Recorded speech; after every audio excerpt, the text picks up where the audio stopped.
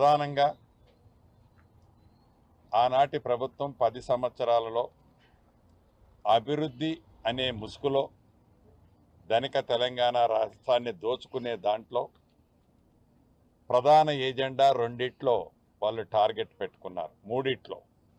ఒకటి, ఇటు గోదావరి అటు కృష్ణా మీద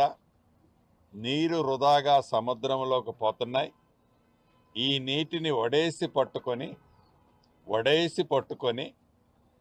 తెలంగాణ రాష్ట్రాన్ని సస్యశ్యామలం చేయాలని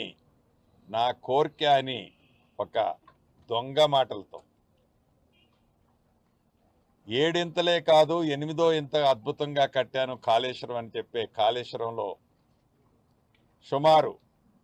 1,00,000 కోట్ల పైగా ఆ కార్యక్రమాన్ని చేపట్టి ఎవరూ ఊహించనంత తెలంగాణ ప్రజల సొమ్ముని ఆ ప్రాజెక్టు వంకతో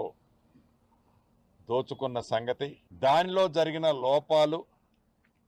ఉద్దేశపూర్వకంగా ఆ ప్రాజెక్టులో ఎలా కొల్లగొట్టాలి అనే స్వార్థంతో చేసిన కార్యక్రమాలు,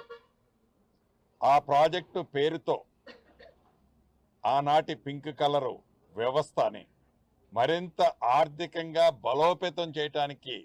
వారు పన్నిన కుట్రాలన్నిటినీ ఛేదించటం కోసం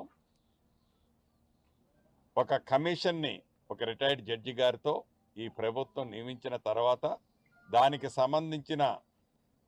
ప్రత్యక్షంగా పరోక్షంగా పాల్గొన్న అటు అధికారులే కావచ్చు, రాజకీయ నాయకులే కావచ్చు, ఇతరత్ర ఎవరైనా కావచ్చు, వారందరినీ వన్ బై వన్ చాలా సుదీర్ఘంగా ప్రతి ఇంచిని ఇన్డెప్త్గా స్టడీ చేసి ఒక రిపోర్టు ఇచ్చే దాంట్లో భాగంగా ఆనాటి ముఖ్యమంత్రి గారు ఆ కాళేశ్వరం రూపశిల్పిగా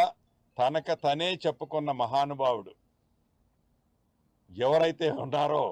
ఆ మహానుభావుడిని కూడా అనుకునే ఆ మహానుభావుడిని కూడా ఈరోజు కమిషన్ ముందు వెళ్ళటం జరిగింది.